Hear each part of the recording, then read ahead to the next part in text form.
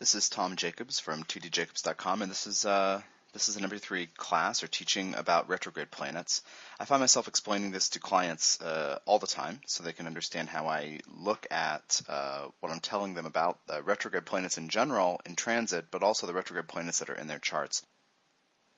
What we're going to get into is what it is technically, and then what the meaning is. And I am going to travel through and cover each of the planets, the major planets that we find retrograde in some birth charts. So technically, from the Earth's perspective, when a planet is retrograde, it appears to be going backwards. So rephrased, from the Earth's perspective, this planet appears to be moving backwards in the sky when it's during its retrograde period. This has to do with how the orbits line up from the Earth's perspective. It's not real. None of them actually moves backwards. So from our perspective, we're accustomed to what we would call direct motion, which is normal motion. What we kind of take it for granted. Actually, here's Jupiter. If it doesn't have an RX or an R next to it, it's direct, and then obviously otherwise it's retrograde. So we kind of the normal mode of dealing with a planet, of living an energy, of experiencing an energy, is what we would typically call direct. When you're looking at a chart and there's no S or RX or R, S would mean stationing when it's actually appearing to be slowing down or stopping in its path before or after retrograde period, then it's direct. So the default, with no notation in a chart, is that it's direct. Most people have most planets direct. So when you're looking at a chart, retrogrades actually, and some people, they'll have a bunch of them, but most people don't. Most people have one, two, or none. The energy of any planet, whether it's appearing to move forward or backward, the energy has to do with the light being reflected from the sun. So the light is still being reflected. So the energy is still in play. This part of life, this part of us, is still available, but it's functioning differently. Some people might say that, or do say, that retrograde energy is turned inward or focused inward, and direct motion energy is focused outward. And this is one way to talk about it. I want to add to that, however. When it's direct, it's just doing what it's doing, and there's a consensus about how to do it. There are some default assumptions about doing this energy and living this way and being this part of ourselves that work fine. And we learn by trial and error, and we explore this, and we take 5 steps forward in this direction, and then we take a step back, and then we take 20 forward and a step back. And it's kind of, it's not always terribly stressful because things just function. When we're dealing with retrograde periods, sometimes we take 2 steps forward, 3 steps back. Sometimes we take 2 forward and 2 back consistently, so we feel like we're never getting anywhere. So the energy works differently. All the work that I do is focused on helping people understand consciousness, the development, maintenance, and functioning of consciousness. So that's kind of where I'm coming from with this today.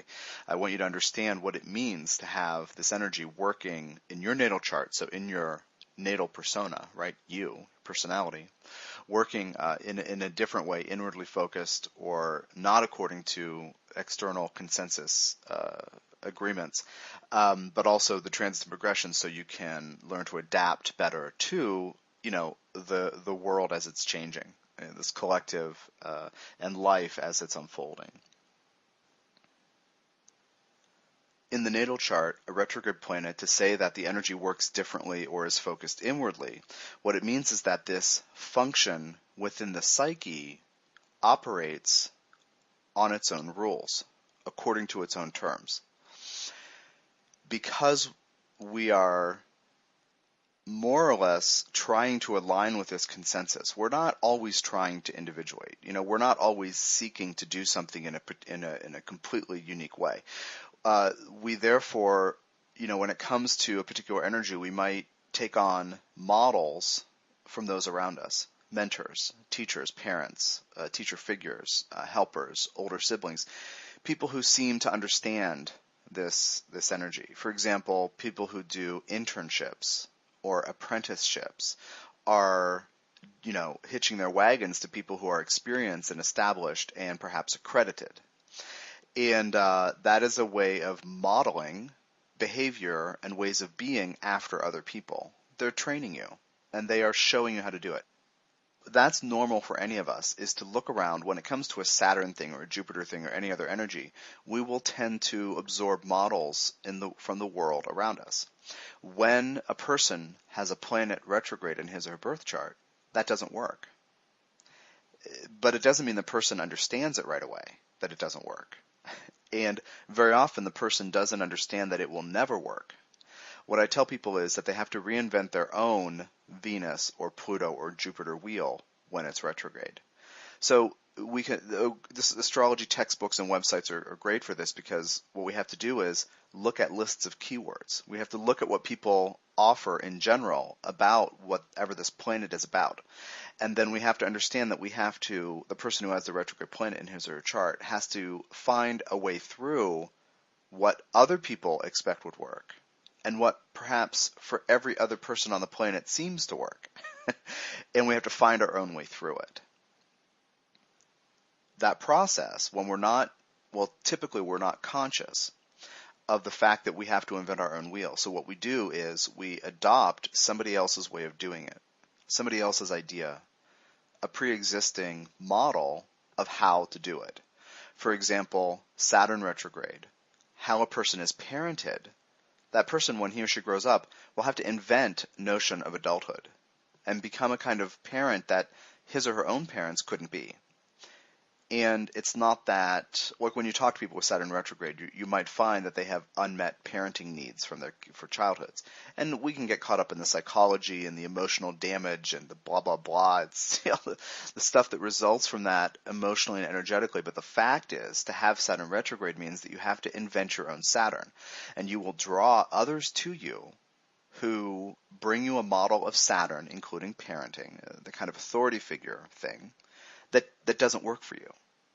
That, in fact, can't possibly work for you. So a retrograde wires somebody to need to do something differently, but perhaps not be aware of it at first and by default. Over time, that person may say, I have done this like everybody says you're supposed to do it, and I'm completely unsatisfied, unsuccessful, unhealthy, and I feel like I'm in the gutter or the dumpster or a ditch. And that's when I love it when clients come to me when they're at that place, because I can say, oh, the whole time you've been supposed to invent your own wheel. You need to invent your own way of doing it. So with Saturn retrograde, we'll get into this more specifically with each planet, but with Saturn retrograde, how were you parented that didn't work for you? What would you like to see in a parent? This is just one example. Because with a retrograde, when you're dealing with somebody else's models of being and living that don't work for you, you carry forward the emotional difficulty that results from that. Well, I'll explain this more in terms of different planets when we get into the specific bodies that could be retrograde in the chart. But before we get there, there's an important note about the frustration and boredom, or boredom, that can result from trying to do things in ways that don't work for you. If you don't know you're supposed to invent your own wheel, it's not even like reinventing someone else's idea. You have to look at what's available and then synthesize your own version of it. That's the only way to satisfy, energetically and emotionally, a retrograde planet in the birth chart, in the natal chart. But if you don't know that, and you're trying on other people's models, and you're bored, or you're tired, or you're exhausted, or you're frustrated from, this never-ending uphill trek into the wind and the rain and the storm, it's like you know that it's normal to be this way. Like if it's Saturn, to have respect. That's just one kind of thing. You know that that's a normal human thing. You might be very clear that you deserve it. But because the energy of the retrograde, that exists natally for you, you've tried on other people's ideas of doing it, whether they've told you directly or have just been modeled in the environment around you growing up and in your life. So if you don't know that, you may be carrying a lot of frustration that might keep you from doing that energy. So another part of having a natal planet retrograde has to do with being deflated after years or decades or even the feeling of lifetimes and epics of not being fulfilled by doing something and having this part of life not be satisfying. So that's a huge thing to talk about with retrogrades as far as the general quality of experience for a human, the general quality of life available to us. You will, when you really get into looking at retrogrades this way, and you are studying charts, and you'll find somebody with Jupiter retrograde who doesn't understand why you're enthusiastic about getting out of bed in the morning. Like, who doesn't understand how you can, maintain a belief that tomorrow can be better than today if you do, if your Jupiter's in play, say it that way, in a direct way or in a personalized way. Perhaps you have it retrograde as well, and you've invented your own wheel with it, but this other person might not get that. And you might say to that person, well, all it takes is to take a deep breath, let go of yesterday, and look ahead to tomorrow. But that person will have already heard that. Or that person will try it on for size for 3 days and realize that's not the right approach for him or her. So, this covers every part of life, practically. I mean, the sun and the moon are not retrograde. The nodes usually are retrograde, so we don't really talk about those in terms of retrograde status. And they're also points, they're not bodies. And the angles, obviously, are just points in the chart. The midheaven axis and the ascendant axis, so those aren't retrograde. Everything else has the potential to be retrograde. And so everything else in the chart, every other function within our psyche, other than sun, moon, and these angles, can be retrograde, can have this needing to invent the wheel, this pressure on the person. When I'm working with clients who have retrogrades, and I see this in the natal chart, and sometimes, there are people born at certain times where all the outer planets, or, Jupiter, Uranus, Saturn, Neptune, Pluto, and Chiron are all retrograde. And, to look at portions of the psyche that are retrograde, essentially, that have to work their own way, experientially, like I said, people can be burned out or tired or weary or not willing to invest energy. But to try to work with the people who are in that position to get them to be whole, this notion of inventing their own wheels is critically important. As I said, some of them will carry forward frustration and weariness from trying on for size other people's ideas of how to do these energies. And so there is an element of being jaded that can develop from having a retrograde planet. This notion of inventing the wheel can open new doors and refresh the person if he or she is willing to try something new. But essentially, the need of the retrograde is to take this expression, this part of the self, its development and maintenance and fostering, nurturing, and growth into one's own hands. So as I use this example with Saturn retrograde, the person needs to become Saturn in a unique way that is fulfilling to the self. But the experience will be looking around and seeing that I don't respect that person. That parent didn't do the right thing. This person is full of crap. Like, this authority figure I'm supposed to have faith in isn't worth anything. Isn't worth having that faith.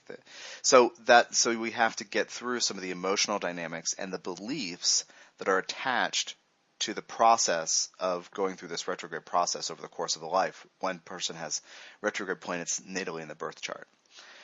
It is important to look at which planet is retrograde when you're approaching somebody with a retrograde. For example, Jupiter retrograde is not equal to Mercury retrograde or Uranus retrograde or Neptune retrograde or Venus or Mars. None of them are equal. For example, a person with Mercury retrograde communicates in a different way. A person with Jupiter retrograde believes in a unique way or needs to. A person with Saturn retrograde respects people or develops respect or expresses ambition in a unique way. So it's kind of like you have to be, it's not just, I see a retrograde, I should tell you the story when you're looking at a chart. It is very important to get into detail about which retrograde stories need to be told for this person. This will become more clear as I flesh out Mercury through Pluto and all the planets in between with the retrograde, with what it's actually about and how they experience it. But putting the retrograde planet, putting this function of life in that person's hands is what is empowering. That's the whole point. I'm supposed to figure out my own way of doing this. So when you're working with people or you're looking at your own chart and understanding that, the empowering thing in the past has not come forward. The person has not felt strong and empowered and confident in this way of life, or has done so temporarily through other people's modes of doing it. And then there's the weariness, or the at the end of the story, I'm not sure that that was really a good idea for me to do. But when you're talking to people who have these retrogrades, understand that giving them the reins of this planet and getting them to believe that they have the right to be fulfilled and happy with this planet, and that it requires, but that it requires individuation and some unlearning of patterns, and sometimes just shedding the beliefs from the past. Because a person with Jupiter retrograde is going to attract a bunch of people who believe things so strongly, but you can't really reason with them. So it kind of gives Jupiter a bad name. As I said with Saturn retrograde, if I have it, I might draw people I can't really respect or can't really learn from or feel that are good authority figures. Well, that might have me developing a bunch of beliefs that are not helpful about people in authority positions. So we have to take it back when we have a retrograde. And the people people who have this in their charts need to understand that is the solution. The solution isn't trying on something else or reading another book or listening to some other teacher or going to a different church. That's not the solution. The solution is to sit down, check in, dig deep, look at this history of adopting models that don't work, shed them, and move forward with a unique conception. It's very, very common and advisable that a person sits down and says, well, like with Jupiter retrograde, maybe I've explored these 5 belief systems. 2 are religions and 3 are philosophies and, whatever. But I've explored these. What in each of these works for me?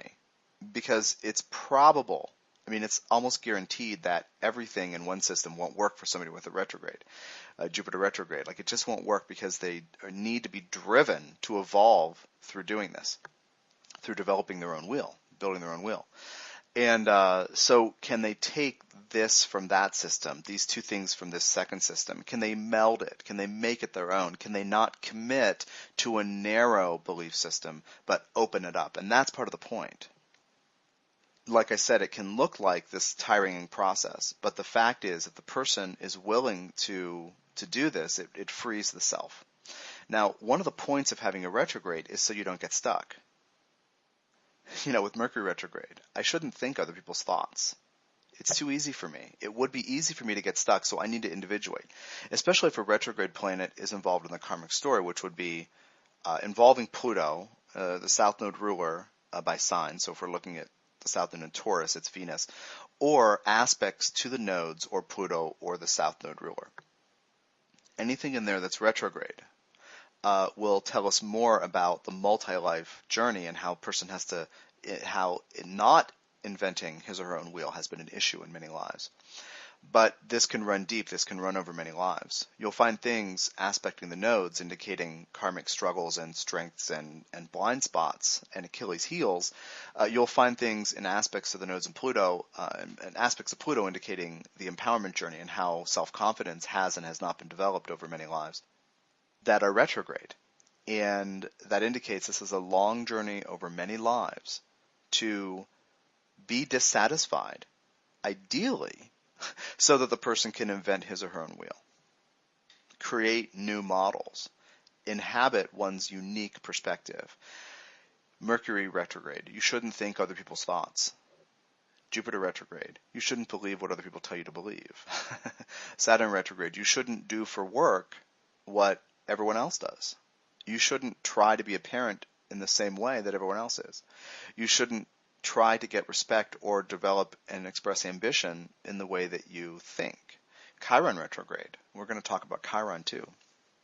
I do specialize in Chiron a lot of the time, and it is a very important subtle distinction between Chiron direct and retrograde. And the overview is awareness of energy and how I respond with my compassionate response to people suffering. If Chiron's retrograde, I should check that response and make sure I'm doing it for the right reasons. And that kind of takes us into this last qualitative part of the qualitative overview of this. Normal response with a direct planet is just what it is. If somebody says something, you either believe it or you don't. With Jupiter retrograde, with Jupiter retrograde, you might in fact wonder if you should believe that and you want to try it on for size. You may from the past, as I said, be frustrated because you haven't been able to hold on to any belief or haven't been able to really keep with anything. But the fact is that you're not supposed to believe what other people believe. So you're supposed to encounter this, try it on for size, shed it if it doesn't work, move on. Or take the one out of the 5 precepts that work and move on. And this is the empowerment journey when it comes to retrogrades, is giving yourself permission to be flexible, giving yourself permission to be original, and to change over time, not ever get stuck in the mode that's of life and the way of being that is represented by the planet that you have retrograde in your birth chart. Now we're getting into the planets specifically and what they represent in general, and then how it functions as a retrograde in the birth chart and how to work with that. The first one is Mercury, because as I said, Sun and Moon do not go retrograde. Mercury is the perception, communication, mental function. It is about learning and speaking. It's about teaching. It's about gathering new data, processing that data, and turning around and either repeating the data or doing something with that data. So Mercury represents how we learn, what we're interested in, how we actually speak, and how our senses process information and get that information to the brain, and then what the brain does with it and then turns it around. It's very simple, but it's very complex. It's very simple in that I tell you a sentence and you can repeat it or not. But then it gets complex, and the image I'm getting right now is of the kids at the birthday party. This game I remember playing as a kid, where you see how close to the original sentence you can get from having it transmitted through whisper through a bunch of kids in a row.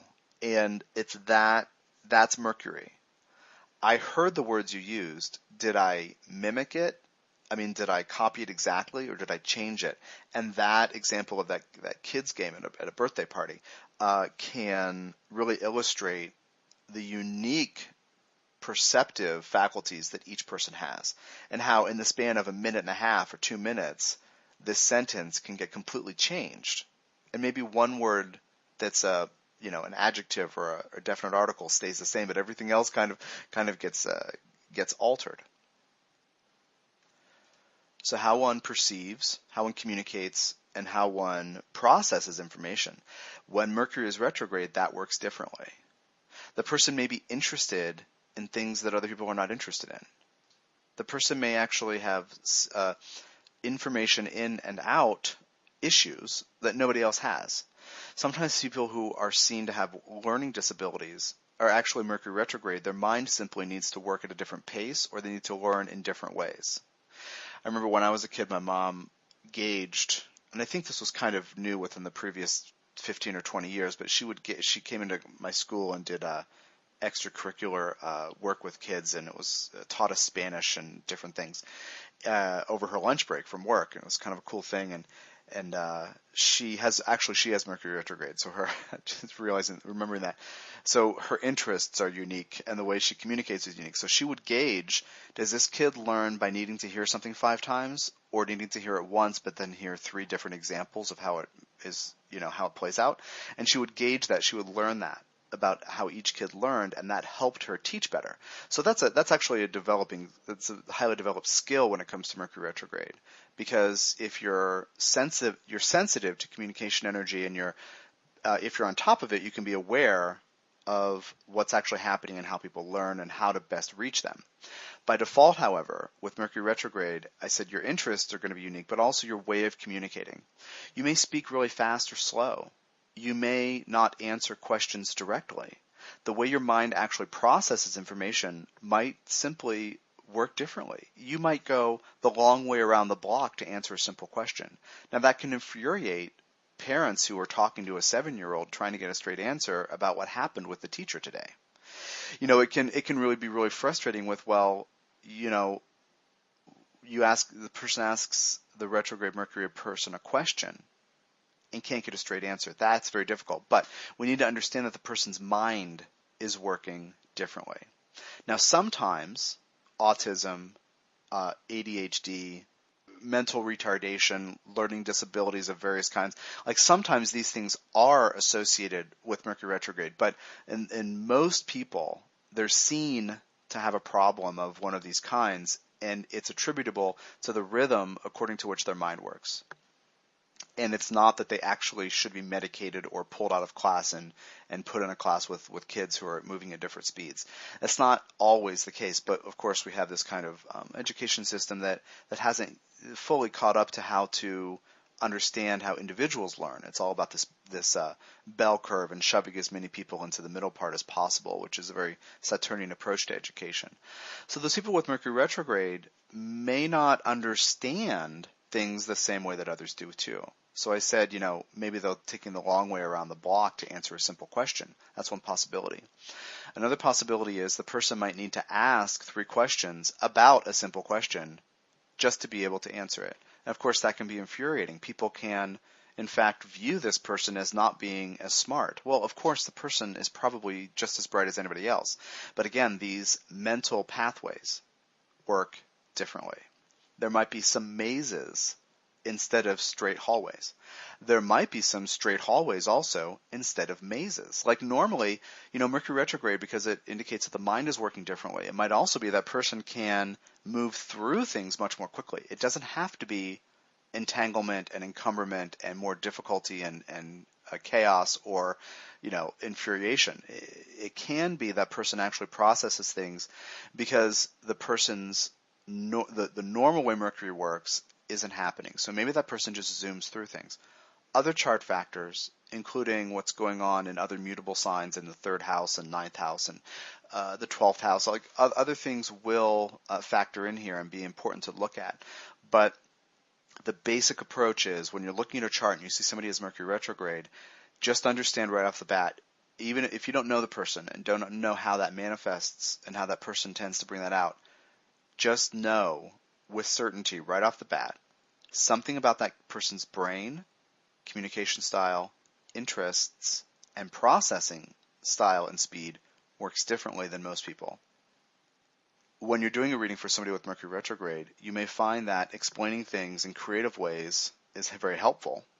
And and again, sign, house, and other aspects and other elements in the chart matter, but you may find that you only have to say something once and that person can actually imply the rest. So you just have to be aware and flexible and be willing to respond to this person's needs. Because communication is central to who we are supposed to be, right? We're the animals that have words, right? We're the beings that think. That's the tagline on the human model here. And our minds are so, it's possible to be so multi-layered and complex and to do such really amazing kind of acrobatic mental processing over time and to train ourselves to be multilingual and to speak in the language of math, speak in the intuitive language of astrology, the intuitive arts and, divination arts of tarot and palm reading and all these different ways of knowing and communicating that are available to us. But there are certain norms. Again, the example of asking a simple question to get a simple answer. And people with Mercury retrograde may not be able to comfortably fit in that for better or worse, but they may just have to, it's actually important for them over time to really develop their own footing in what it means to think differently, communicate differently. There is also this thing about the physical mercurial functions. So Mercury does relate to hands and arms and to a degree feet, like motion, right? Getting around, touching things, picking things up, data entry, learning. It does have to do with eyes, ears, taste, smell, and feeling. Some of these things, because of Mercury retrograde, can in fact be the people can be unique on a neural level as well. So there can be physical issues with hearing, sight, any of these senses. There can also be energetic issues in the field that manifest physically in the neurons and neural pathways. So sometimes I talked about a straight hallway to get a straight answer versus a maze when mentally processing. And sometimes with Mercury retrograde, that will manifest physically. So some people with Mercury retrograde may stutter. Like the rare person who has Mercury retrograde may have a speech impediment, may stutter, may find that the way the tongue is set up in the jaw makes it weird to talk, maybe have a lisp. Something different about how that person communicates can actually go beyond the energetic landscape and setup of I need not to communicate the way everybody else does. It can actually manifest physically. Of course, we can have certain be self-conscious, right, and have confidence issues because of some of these things. We may be confused about certain disabilities that we developed or were born with, but sometimes Mercury retrograde answers this question. Essentially, the bottom line is this, and we're closing this part of the talk here, part of the teaching here. The person needs to communicate differently. The person needs to experience information in and out differently. For some of us, that is a processing thing. For some of us, that's unique interests. For some of us, that's physical issues or mental processing issues that actually look like disabilities, which might not be. So that's the thing on Mercury retrograde. Hopefully, it gives you something useful. That's as in depth as I go with it, without looking at individual charts. But that's a good place to start with just understanding the setup. Why? Why is this Mercury retrograde? Well, the bottom line, no matter what the manifestation or the behaviors or the real life realities and relationship consequences are, like a parent who's frustrated because you can't answer a simple question with a simple answer, that kind of thing, or a spouse or a child or whatever. But the simple fact is that person needs to communicate differently, and information in and out needs to happen differently. Next pointed out is Venus. And Venus represents two angles, as we have this double rulership, right? Libra and Taurus. So we're going to go into both of these angles here. We're going to flip back and forth. Venus has to do with our value system, which would represent the Taurus thing, a Taurus angle. It has to do with sensuality and sexuality and what attracts us and how attractive we are, or how attractive we feel and what we attract to us. It also has to do with give and take. And to some degree, it does have to do with communication because relationships, which are a huge Venus thing, function either survive or die based in communication. So the willingness to hear the other as well as tell the other who we are, that's a huge Venus thing as well. Value system, jumping back to that, equates to what we find important, right? That's the same thing. And then we move on from that into what skills we choose to develop because they're important to us. And then how we value our performance, which is the self-worth and self-confidence angle on that. And then that determines how we turn those skills, which means turning our value system into money, which then can ensure survival. So when we look at Venus, sometimes it's easy to say it's money, but there's this whole causal chain that starts with what's important to me and how I value myself and how that turns into money, resources, things, and possessions. So when Venus is retrograde in a birth chart, all of these things, potentially, it could be one major area or it could be every single one of these things in that person's world needs to work differently. When it comes to value system, that person may adopt other people's modes of finding value in things and thinking things are important, like deciding that this, family values or this political party or this is where my priorities financially for the next 5 years, like a value system, like what kind of home do I want to live in, what kind of life, what kind of world do I want to see. This has to do with our value system. How do I want to live, basically? How will I construct my life? So that person may have adopted other people's ideas of how to do that. And the weariness might be from, here I live in this community and everyone seems to be satisfied, but I'm not. Like I worked really hard over 20 years to get to the place where I could afford to live in this part of town and have these things and have my certain quality of life for my family, quality of lifestyle.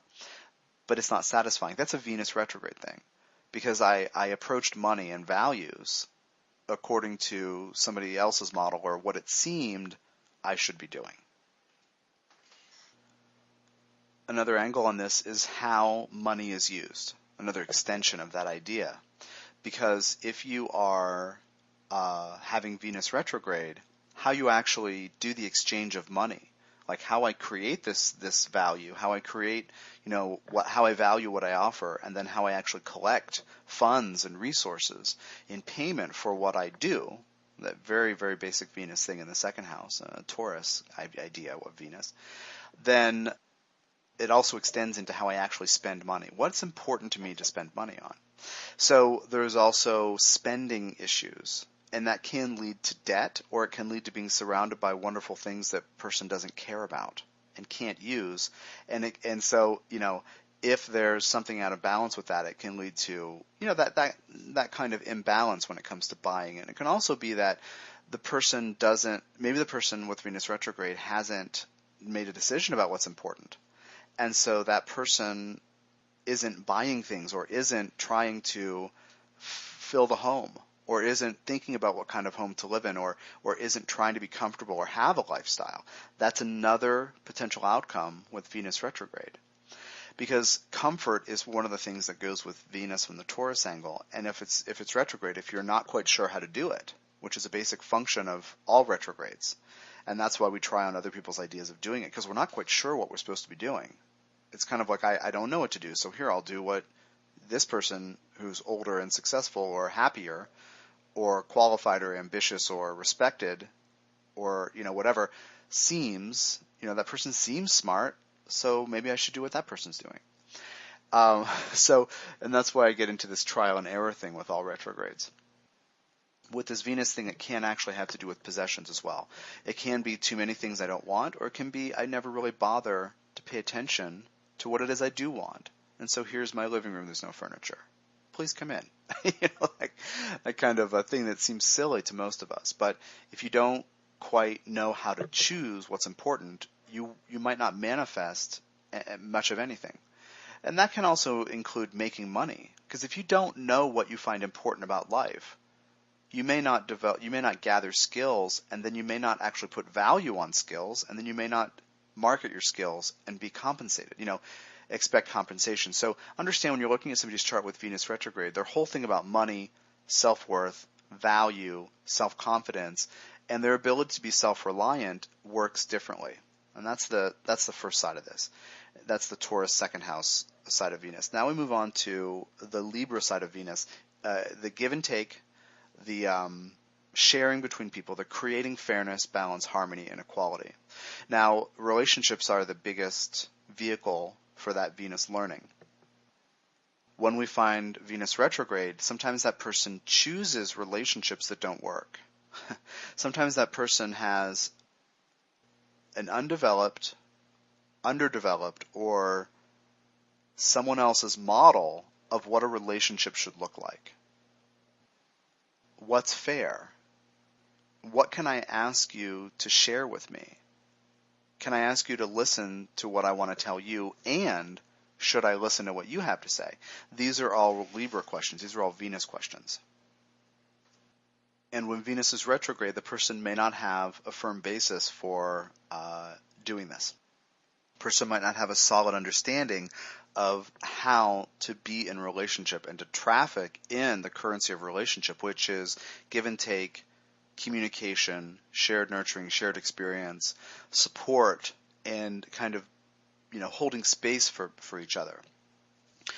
As I mentioned earlier in this section, that can lead to communication issues, because I might not be sure how much I should tell you about myself to make a relationship work. I might not be sure how much I should listen to you, when you have a problem, when you want to tell me something. And this can lead to imbalances of, I don't want to have to, that are related to, I don't want to have to deal with your stuff because I don't really know how. And I'm not really sure how to hold space and just be supportive. So I might think that if I listen to your problems, I might have to do something. Or I might not tell you because I don't want you to think that you have to do something, right? And so this calls up boundary issues that can be central to Venus retrograde. I'm not sure what belongs to you and what belongs to me. And I'm not sure how to understand what's supposed to be happening in relationship. When you find people like this and you're looking at their charts, or you just know them, and somebody, let's say that you're listening to all this and somebody pops up in your head, or if this is actually you have Venus retrograde in your chart, it's not that the person is clueless. It's that the person needs to undergo a unique process of being in relationship.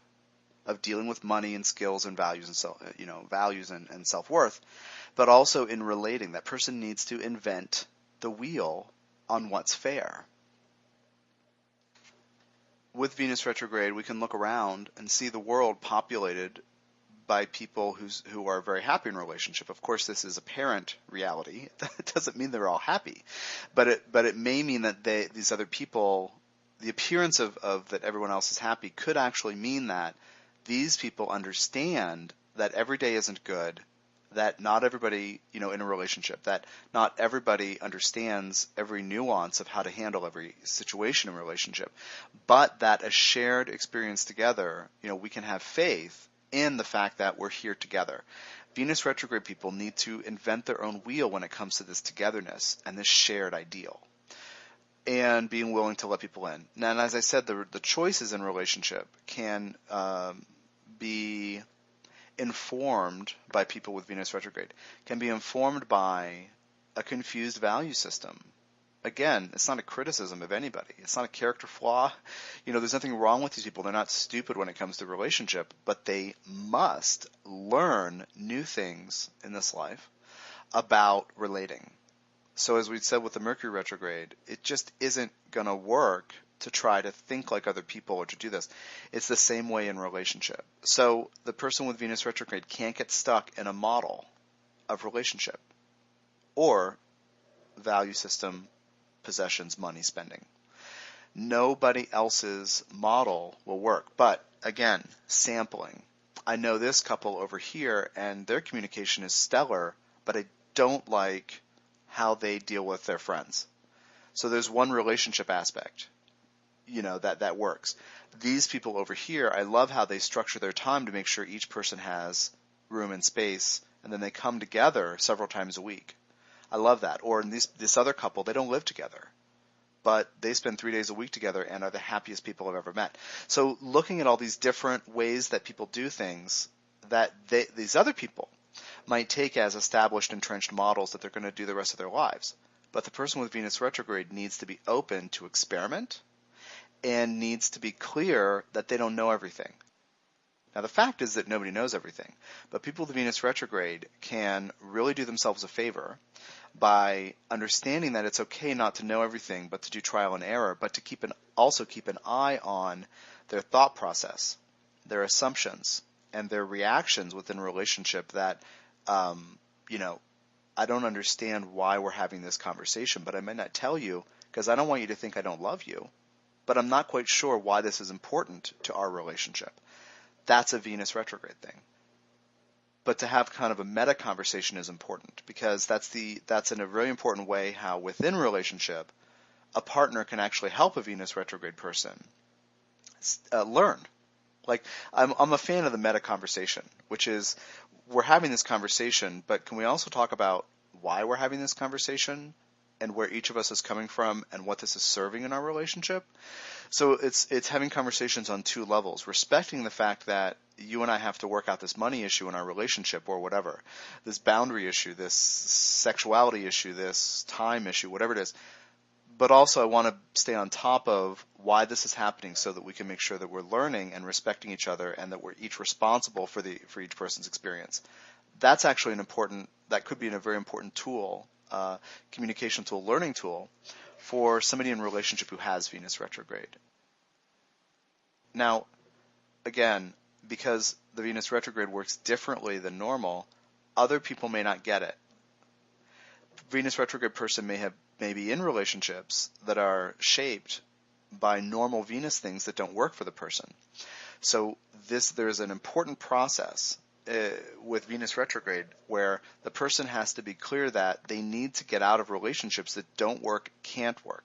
But it's incredibly critically important that the person undergo a certain kind of increasing awareness process, improving communication process, and meta conversation process to get to the point where it's clear that this relationship might not work. For example, you're telling me something and I really just don't understand why I should need to know this, like about our relationship or something, something. And I might say to you, can you help me understand why this is important to you? And if you say, what the hell's wrong with you, blah, blah, blah, and you attack me, or I can't believe you're doing this, you're not open to this, then that might not be the right partner. So we have to explore when we have Venus retrograde what it means to be in a relationship, but also what it means to value others. Venus does have to do with beauty, and some people with Venus retrograde may be into beauty and have really difficult communication because they're attracted to certain kinds of people or for certain reasons. They might have a type. I mean, any of us can have this, but with Venus retrograde, it could be a trap of being attracted to a type and then getting in a relationship and finding that the person that we keep attracting or the kind of people we keep attracting just aren't the kind of people we should be in a relationship with. It's actually a learning tool. It's a learning opportunity, an invitation to learn, to upgrade how you approach relationships. And so cross it off your list. Well, I thought this was important in a relationship, and then I had 3 of those relationships over 5 years that fit that and really served that. But then I learned these other 7 things weren't there that were critically important to me.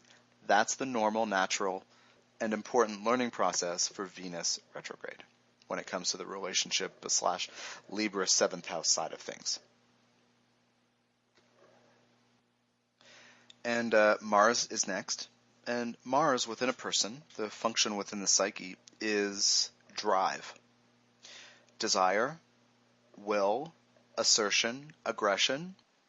It has to do with physicality on all levels. And it has to do with instinctive, unmediated response.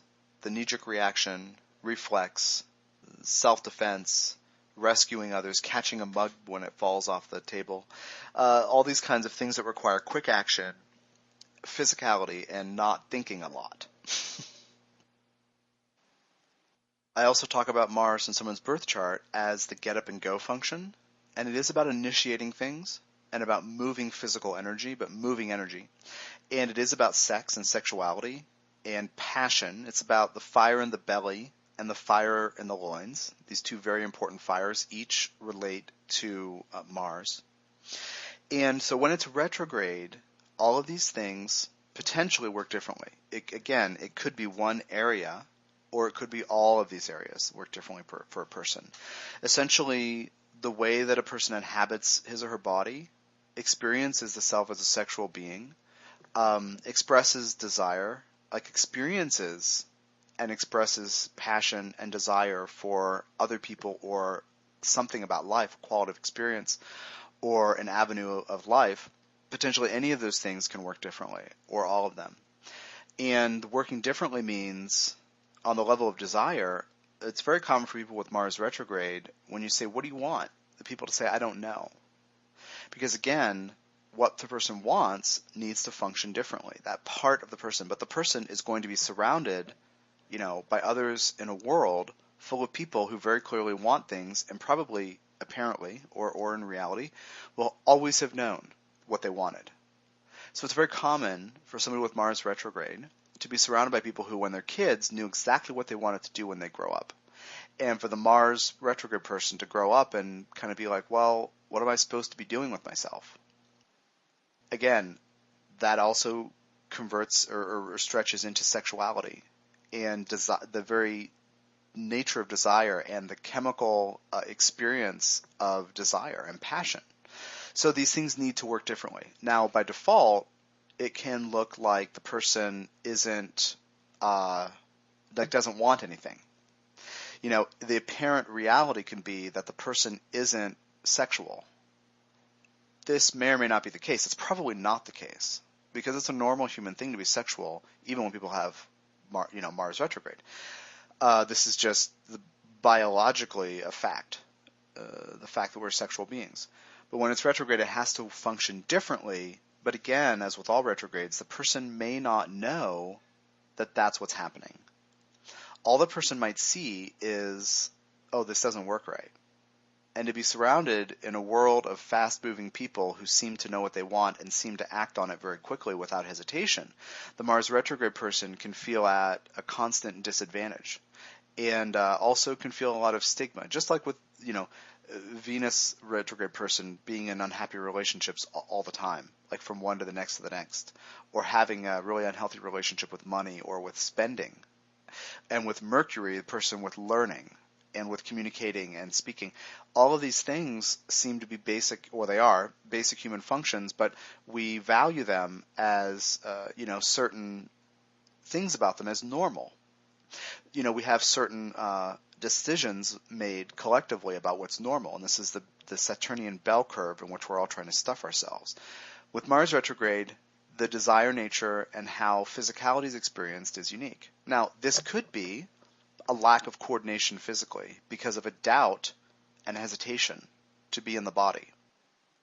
It could be that the person is, like we're talking about with the mazes or the straight hallways with Mercury, with the mental faculties, mazes versus straight shots. It can be the same way with Mars retrograde and physicality. This person could be intuitively athletic. That person could have amazing responses that nobody else can figure out. That's a Mars retrograde thing. The energy works differently than what is perceived as the norm. Now again, as we talked about with the Mercury retrograde, it's possible for a person to have issues with the speech faculties or sensory faculties or physically. It's also possible with Mars, because Mars does so directly relate to physicality. This would, have to do with the natural formation of the body, symmetry. It would also have to do with perhaps injuries resulting from hesitation, from not being instinctive, from not giving the self permission to flow naturally with the physical energy. So there are all these different possibilities, but things physically need to work differently.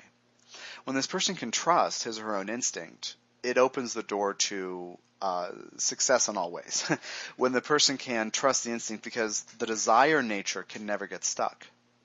Physicality, that person needs to never get stuck in certain modes of physicality or sexuality. So, practically speaking, this can be an intention at the soul level to actually be to shake things up sexually and physically and athletically.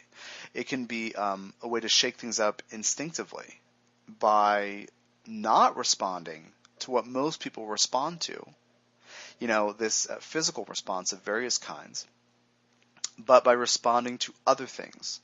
And it can introduce variety, and it can be very, very important. Now, Mars also has to do with the sense of standing up for the self.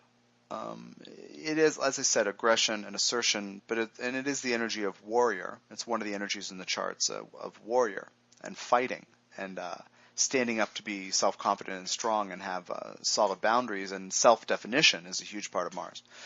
So because of this level of self-confidence that comes from this willingness to define the self and have and faith in that, Mars retrograde can also indicate a person who doesn't know how to stand up for the self and doesn't know how to be assertive and doesn't know how to be aggressive.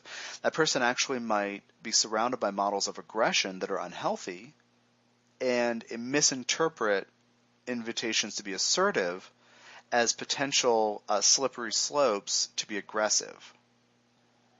As a result, somebody with Mars retrograde might be hesitant to be Marsy, to be Martian, and might therefore attract other people who are aggressive. And so this can, of course, inspire the development of patterns of timidity or passivity, which ultimately aren't healthy. Being a pushover and perhaps drawing people to pick on one. Think about people, if you have Mars retrograde, think about how you experienced assertive kids when you were a kid. There's especially kids responding to energy. And whatever energy any person doesn't work with consciously, that energy tends to come to the person anyway. The way I say it often is, if you don't use an energy consciously, it will come to you and you may feel used by it. There is no more obvious example than Mars, because it's of all the physicality, especially when we're kids and we're doing sports in school or sports after school, kind of extracurricular stuff, or gym class. We're also dealing with the changes in our bodies when we're in school, when we hit a certain age, when we hit preteen years and puberty, and how those radical changes physically affect us. That will be front and center for somebody with Mars retrograde, dealing with the changes in the body of many different kinds. Also at that age with the blossoming of sexual desire, the Mars retrograde person naturally has a different rhythm when it comes to that chemical physiological response of sexuality and sexual desire and response. So, when we're kids, Mars has a lot, this Mars retrograde configures so prominently in all these physical things as we're learning to adapt to the way our bodies change. For some people, if with Mars retrograde there can be a hesitancy to be physical, and that can actually lead not only to drawing other people in to be aggressive, to fill the vacuum of Mars the person is not sure how to do, how to express, but also clumsiness and being accident prone.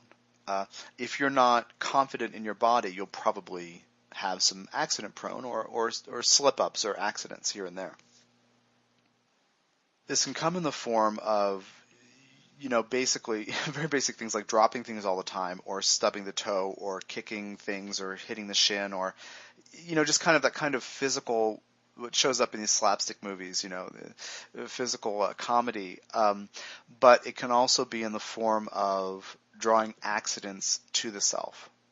Basically, all accidents are Mars problems, because it could be Uranus problems too, but or Pluto, but mostly they are Mars problems, because this flowing in the physical body, when we're self-assertive, we're in our bodies, when we're self-confident, self-assured, when we've made the decision that we have the right to exist, which is the last place we're going with Mars retrograde here, then we don't draw in Mars energy to us. We don't act like a vacuum, but sucking in external Mars energy, some of which can be very painful to experience, because we're actually embodying our own Mars. So if you have Mars retrograde, any person who has Mars retrograde must make the decision that his or her existence is a little unique. The physical, sexual, self-assertive, desire nature, all of these things are unique, and you have to make the decision that you have the right to exist, even if you're a little different than everybody else.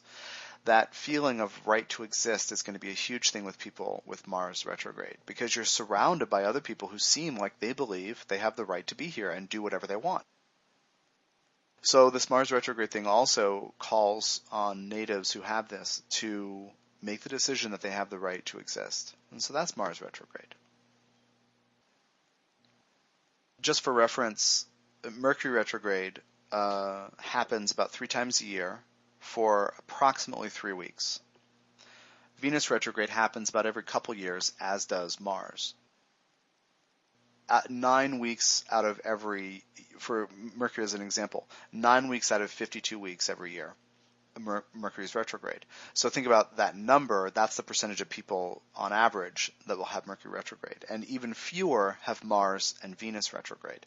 So that's not quite as common. As we get into these other planets, it's usually about 5 months a year, just because of the ways that the orbits relate to each other. Then from our perspective on the Earth, how long these planets are retrograde every year, it's about 5 months every year for these outer planets. So again, that's 5/12 of the population. So more people have Jupiter retrograde than Mercury retrograde in their charts, for example. More people have Pluto retrograde than Venus retrograde, just to put some perspective as we move forward. Now, with Jupiter, the function within the person is a belief, faith, hope, risk, and expansion. So when we believe something, we are doing Jupiter. When we seek the truth, or we seek an answer to something, not gathering data, but seeking an answer to a question, that's a Jupiter search thing. That's a Jupiter reaching out thing, expansion thing. When we risk, we believe in ourselves very strongly, and that is a Jupiter function. So all of these things, potentially, each of these things, or one in particular, will be relevant for people with Jupiter retrograde. Just as a note, when I've seen it in clients and friends with Jupiter retrograde, some of them have cycled through all possible belief systems and felt unsatisfied. Some of them have studied 2 or 3 or 4 belief systems, including politics and philosophy, that count those as belief systems. Political party approaches, that kind of thing, and ways of seeing the world, philosophies.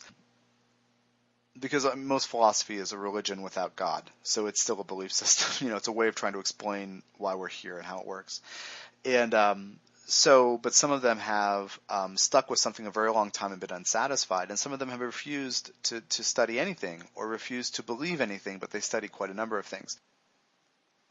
And then others of them are believing something very strongly that I'm dealing with them, and I can see that they're going to be disillusioned at some point with it, because belief function, faith function, and hope and risk and expansion, these things need to work differently in the person, and the external models that are picked up by people many, many times in our cultures have to do with religion, belief, and faith, like believing in a certain type of religion or God or deity or scripture or doctrine or dogma.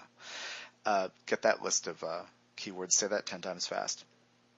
And so for Jupiter retrograde people, it must work differently. No single existing belief system is going to work for that person. Now again, for some of them, they'll be frustrated because they'll be seeking, and they might not understand that they're supposed to invent their own Jupiterian wheel. They're supposed to invent their own way of believing and reason for believing. This process can last a lifetime of exploring ways of seeking, ways of believing, ways of expanding, having hope and faith, and risking believing in things. It can take an entire lifetime to find out that this was not the right thing to believe in. If you have this experience with Jupiter retrograde, or you know other people who do, when you're looking at their charts, understand that that's a necessary part of the process. Essentially to feel a rug pulled out from under one regarding belief. That is a normal and necessary part of the Jupiter natal retrograde process. At some point, each person with Jupiter retrograde has to stop and evaluate his or her motivation and reasons for believing in something or anything. That is an end goal, is to get to the place of the level of self-awareness where the person can observe why this is so important. When we're actually living Jupiter energy, we're believing something or refusing to believe it, being optimistic or pessimistic, right? Being hopeful or being dashed against the rocks, perpetually. But to get to the place where we can step outside the two sides, the dichotomies, I believe, I don't believe, I have faith, I don't have faith, optimism, pessimism, theism, atheism, the raging debate on Earth. When we can step outside that and observe the thought process, that's actually more important than what is believed or is not believed. Same thing with for a Mercury retrograde person to observe the thought process. To a Venus retrograde, as I mentioned, my mother can, look at how people learn and then change her teaching style to meet those people, even in a group setting, like one by one. A Venus retrograde person, for this person to be able to understand the assumptions in self and other about relationships and have the meta conversation about why this conversation is important. Why do I think you're supposed to meet my need? Why should I meet your need? And with Mars retrograde person, to understand, to have a bird's eye view on the perspective of what desire is, and then with this Jupiter, what belief is, and why should I have hope or faith or risk anything? Getting to that place is pretty much more important than anything that is believed or not believed. When you're dealing with somebody with a retrograde in general, you may find somebody who's jaded because of a lifetime of trying on other people's models of how to do something and feeling dissatisfied. With Jupiter retrograde in particular, being jaded is a particular risk because this person it's not just trying on a model of some function within the psyche. Saturn being authority, Venus being fairness, Mercury being perception or communication or learning. It's not just that. It's the model of belief itself. So this is Jupiter retrograde holds a tremendous potential for somebody who has it in the natal chart. For that person to be the most pessimistic person ever after a lifetime of trying to be optimistic, and then to actually kind of zoom out, see the whole process after years of frustration and being defeated or feeling low and deflated and defeated, and actually seeing what is going on. And Jupiter also represents the right brain and our intuition. So many times these people have a very strong intuition, But because it's the Jupiter's retrograde, they might not be sure how to honor that. They might not be sure how to flow in imagination, because their imagination, which is another Jupiter keyword, works differently than other people's imagination. This energy does relate to gut belief. And people who believe something strongly or know something, they say no, but you might say they probably believe it. It's kind of a gray area. I frequently have this with the Sagittarius stellium, and I feel I know something, but somebody probably rightly could say, well, it's actually a belief that you have so strongly you think it's knowledge. That's a very Jupiterian thing, Sagittarius thing. But somebody with Jupiter retrograde might not know what they believe, might not give permission to that imagination to flow. And so if you say to that person, can you imagine a better tomorrow? That person might just look at you and wonder what's the point. But there is an incredible potential for understanding more about the nature of belief and observing the process within self and other about how all this works with people with Jupiter retrograde. But imagination and intuition is important. It's also possible that a person's experience of Jupiter retrograde natally is that imagination takes over. And somebody else can talk about belief, but this person might just be in a world of imagination or intuition without belief. There is a middle ground, and multiple sides of this need to be explored by any person with Jupiter retrograde. But there's going to be something about Jupiter that doesn't work normally. And, even just basically speaking, this can represent a person, or this can show up in a person who has wacky beliefs. Somebody who believes something that nobody else believes. Or somebody who refuses to believe what everybody else believes. That's also a possibility. So when you're working with people with retrograde Jupiter in their charts, just understand, even if you don't know exactly which of these areas of life that we've explored here, is pertinent, the person's belief, risk, hope, faith function, and imagination and relationship with intuition is functioning differently than the norm. Saturn within a person represents structure, maturity, authority. It represents discipline and sacrifice, and our ability to become competent at something, and then our need to be recognized for that competence. So respect, recognition, that kind of thing. We talk about Jupiter retrograde issues. We're surrounded by a world full of people who believe things. With Saturn, we are surrounded by people, by a world full of people who do things in certain ways for certain reasons. They also do things on different particular time frames, and they have different morality and different ethics as they work, as they do their things. And of course, Saturn does represent work as well. It represents age, the age that we achieve and that we unfold over time, like each person being a work in progress is represented by Saturn in his or her chart, but also how we deal with other people who have more age and experience and perhaps wisdom. Perhaps they're respected, authoritative people. It just represents how we deal with all these things, how we relate to this, and embody our own a sense of being authoritative.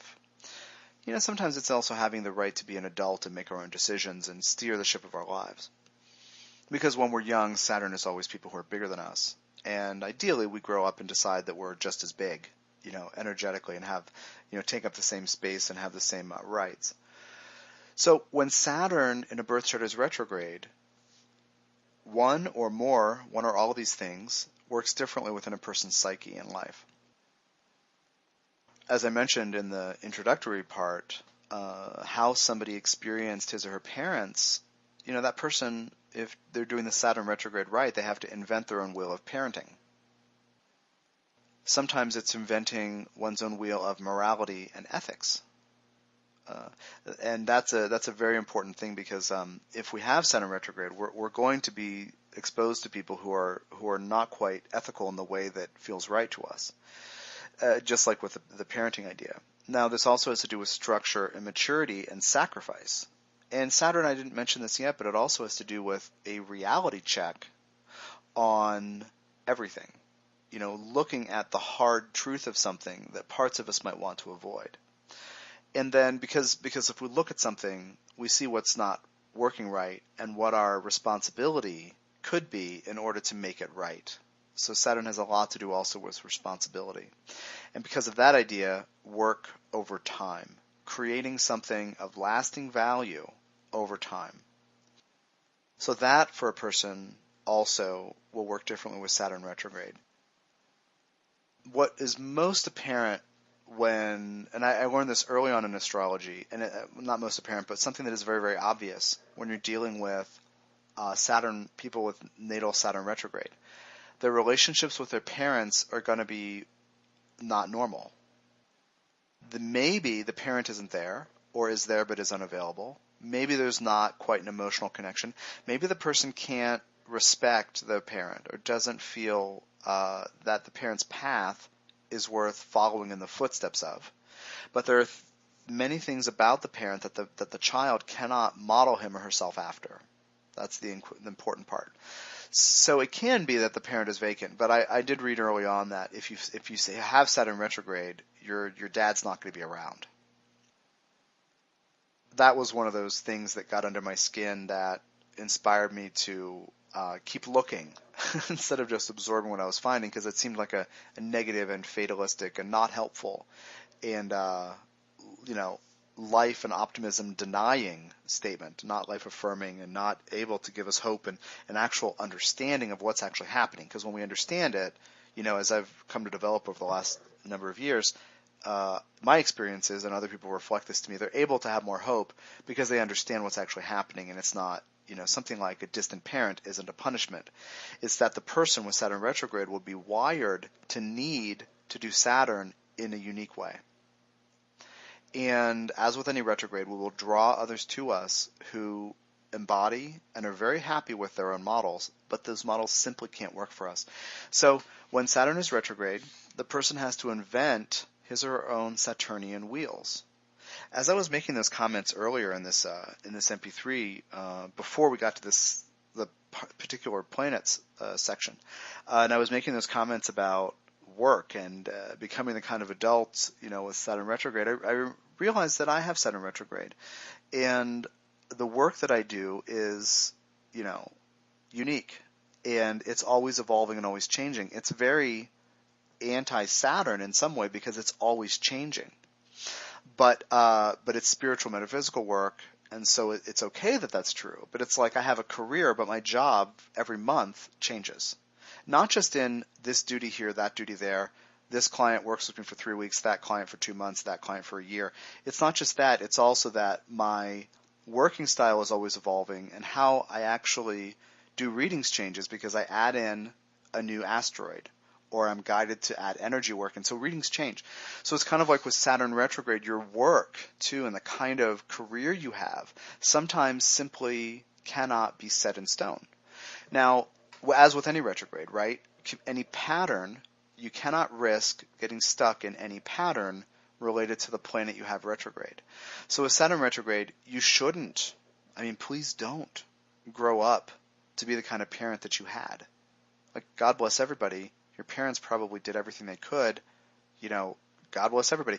But there are certain things that you saw could be done or should be done as a parent for a child or with a child, or not done, that you see, and if you can pull back from criticizing how you were parented, this is a huge thing with all retrogrades actually, but if you can pull back from criticism of that, you can see that you have a unique perspective and you're not supposed to recreate anybody else's pattern. You're supposed to invent your own wheel. So same with work, same with this notion of sacrifice, the same with how you deal with reality, the same with your moral compass. All of these things must work differently. Now, practically speaking, day-to-day terms, month-to-month, year-to-year terms, your relationships with authority figures are affected. I thought about this early on when I was learning astrology, and started to get into this in my early 30s, and looking at, and I read this somewhere and I had to explore it, and I'm still kind of working it out in my head, this subtle thing, but is a Saturn retrograde that doesn't work quite like Saturn, is it akin to Uranus? And it's kind of like, if you're really doing Saturn retrograde, it gets you about a third of the way towards Uranus. Because Uranus would be, is easy to think of as the anti-Saturn, right? Busting up patterns, anything that's crystallized needs to go or change or evolve. Freedom, anarchy, freedom, originality, individuation, innovation, instead of this like long slog of sameness that is represented by Saturn, or can be. But Saturn retrograde says, I can't get stuck in this pattern. But it doesn't mean you're really going to individuate. It just means that you're not going to get stuck in a pattern. So if a person's Uranus is not fully developed, or if the person has both planets retrograde, Uranus and Saturn, then the individuation thing might be a little more challenging. But the Saturn retrograde on its own will be an impulse not to get stuck in the status quo. Now, if the person gets stuck in the status quo, then we get boredom. And it's just like if any of these other retrogrades, if the person gets stuck in the Venus status quo of, I think I should value this in a relationship, even though it doesn't satisfy me, but I think I should, so I'm going to have this kind of relationship, it's boring. This person with Mars retrograde says, well, it looks like this is what sexuality is about, so I'm going to do that, but I'm terribly bored and unfulfilled. Same thing with all retrogrades, including Saturn. If I have the notion of adult that I think I should have, I'm going to be unhappy. If I work if I have a career or develop my work or a place for myself in the world, or develop authority in a certain part of life that doesn't fulfill me, I'm going to be bored and lifeless and have like dead fish eyes or something, like dead eyes. So Saturn retrograde, from one perspective, is a check on getting stuck in normalcy. Everybody else could be totally happy having one career, even if it's over with 5 companies over 40 years, but having one career, or even 2 careers, right? But with Saturn retrograde, no single career is going to work for you. No getting stuck until you invent your own wheel. When it comes to work, Saturn, what it means to be an adult, what it means to be moral and ethical, and all these things. So that is the Saturn retrograde. Oh, well, then, of course, the final note on this is that when you become a Saturn figure in your own innovative, unique way, you represent, kind of Saturn, anti-Saturn. And you can actually be a model for others of not getting stuck in the status quo. Now, the people who have Saturn retrograde may really appreciate that in time. But to many people, like the kind of job that I do, I think about the people that I rent my home from, and I think the guy is, I think he's about 90. I think he had the same career for 65 years, and he thinks what I do is weird, and that's fine because I have Saturn retrograde. I've had to develop into not getting into any kind of status quo so that things can change. So that's the bottom line with the Saturn retrograde, is to have that evolution be possible by not getting stuck. Now, if you don't honor that, work will be unsatisfying, or work situations will kick you out, or adult authority figure relationships will end or change or be stressful. So you must build in some freedom. Again, not fully Uranian, but maybe a third of the way there. And Chiron is next. Its orbit is between Uranus and Saturn most of the time, so we're going to do that one next. And in my universe, Chiron within a person represents the function of energy antenna, sensitization to energy. We are aware of energy in the world around us and in other people. Now, because people experience energy as emotion, when we find energy in others, we experience their emotion emotionally. Just kind of take that in. This is explored in depth in the Chiron course, the 12-hour audio course, Chiron 2012 in the Aquarian Age, the key and how to use it, as well as the book of the same name, which is an edited transcription of that course. And but the basic idea is that we sense energy and we respond emotionally, and then Chiron within us also lets us sense the emotions in others. Functionally, practically speaking, on a day-to-day basis, this has a tremendous amount to do with how we deal with pain of others. We carry a wound. This is true. It is about wounding and healing, but we shouldn't stop there. Wounding and healing are byproducts of energetic sensitivity. If I feel empowered, I will help others. I will be a wounded healer. if I feel weak, if I feel devastated by the pain that I may carry, then I'm going to tend towards wounded and not be a kind of healer figure. And I may go back and forth as well if I'm doing Chiron. But I hope to inspire people to move beyond wounded and healer and into seeing those two things as byproducts of energetic sensitivity and how to deal with that. So I'll do a little bit of that in here, but again, the course and the transcription, the book Chiron 2012 in the Aquarian Age, is the go-to source for that. How do I deal with your pain and suffering? Your pain and suffering, if I'm even aware of it, it probably triggers my pain and suffering. So normal Chiron is, when healthy, involves a compassionate response to other people's pain and suffering. Now, but if that's a positive. I said normal, but I mean to say like a positive high-level Chiron response in normal terms. In normal terms, a low-level response is to shut down the heart and compassion in order to not have to deal with the pain of others, because the pain you carry is just too much to deal with. When Chiron is retrograde, this whole exploration of feeling other people's energy and the response that we have needs to be rethought and retooled. It won't work. People with Chiron retrograde sometimes need not to respond to the suffering of other people. And if you really follow that through, you'll say, well, that doesn't sound very kind or compassionate. But for the person, meaning like I can see that you're suffering and grieving, but I'm not open to helping you. That looks cold to us. But we're at the place in our spiritual evolution, and that's why I say Chiron is the key to the Aquarian Age. Chiron 2012 in the Aquarian Age, the key and how to use it. But we're at the place in our spiritual evolution where we have to stop leaking energy because other people are feeling pain they don't know what to do with. Chiron retrograde says, I need to learn how to retool how I respond to suffering in others. So naturally, the compassionate response that other people will have, oh, you're sick, let me come over and help you. The person who has Chiron retrograde might hesitate. The person with Chiron retrograde might not know how to respond with compassion to others. And that person can actually look cold and even distant, detached, and even cruel. That person can look like he or she is not in his or her heart and doesn't have that normal human faculty of compassion. Just like with Jupiter retrograde, somebody refuses to believe something and you think, well, that's weird. This is the same thing with Chiron, but with the energy antenna, we normally pour our heart out. Many of us do. Respond with loving, caring, kind, compassion, emotion to somebody else's suffering and pain, but then we also actually absorb some of that as well. And most humans do not know that we are energetic beings, and so this is a problem. And so the normal human pattern, the regular context, right, the consensus reality of Chiron experience has to do with absorbing suffering, absorbing pain of others. We also absorb people's joy, and it's infectious, right? You've been around people who are laughing and you can't help but laugh. It's the same thing.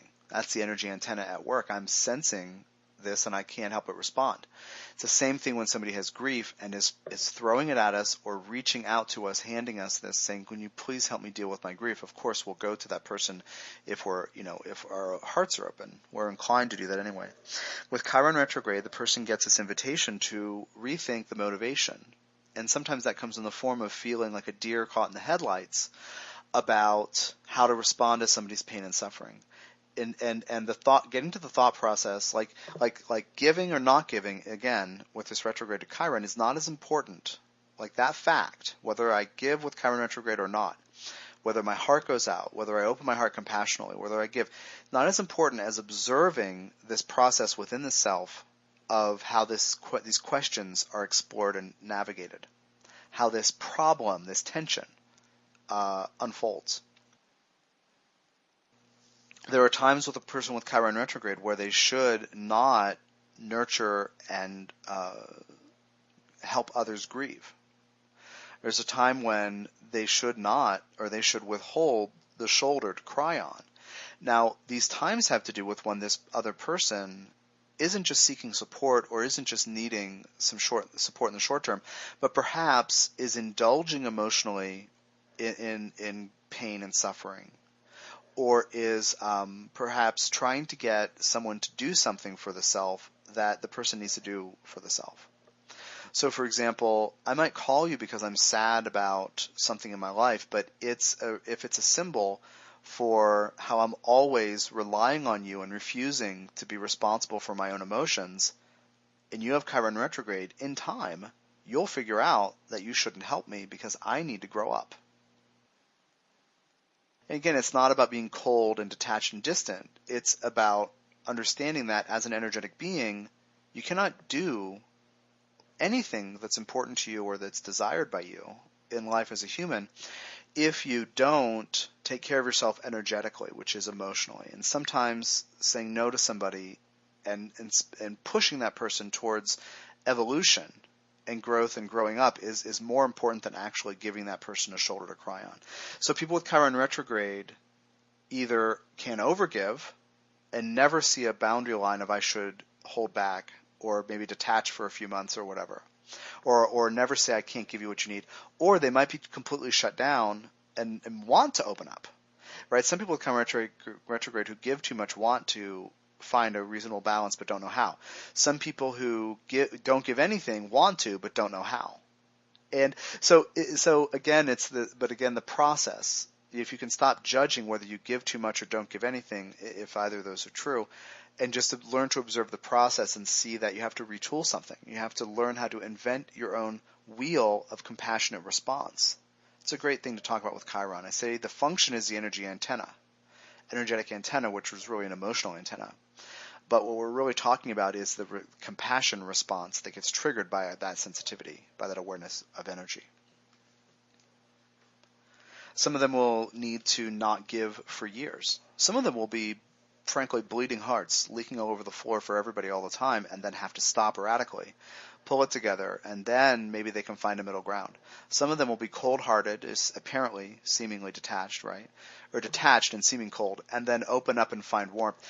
But the process needs to work differently. Now, we will see people who withhold compassion as cold, and will probably project our own potential self-judgments, real or potential self-judgments upon that person of coldness, etc., and that person isn't quite human. But you look at charts with Chiron retrograde and understand that something within that person doesn't quite understand the best way to do that energetic awareness and compassionate response.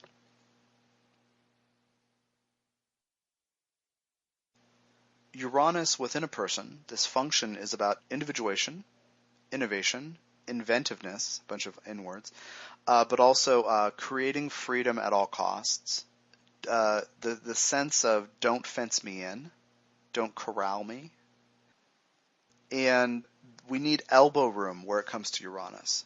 Now, in any person, Uranus functions can include a resistance to these things.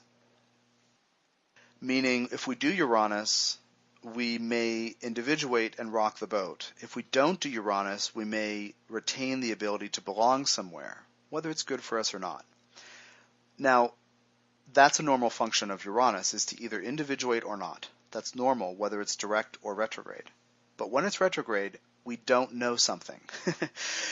If it's direct, we may be quiet so that we can, remain in a state of belonging and not stand out from the crowd too much, not be a black sheep in some way, not be a rebel, not be an anarchist, not be labeled as difficult or something like this, or thrown out of somewhere, frankly.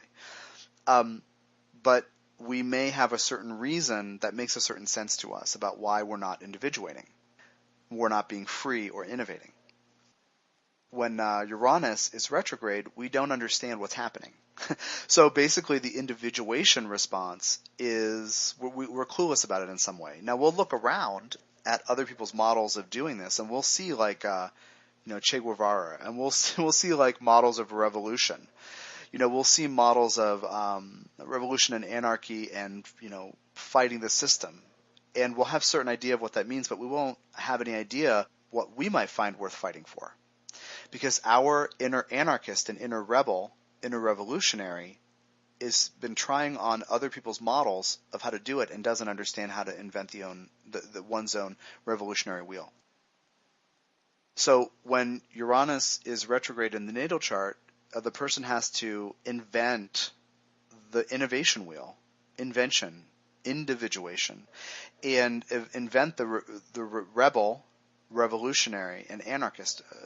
Iconoclast is a great word for Uranus, being a symbol of not fitting in, but being bold and strong and revolutionary. Iconoclast is, at least that's the definition as I seem to carry that definition. This kind of bold fighting the system.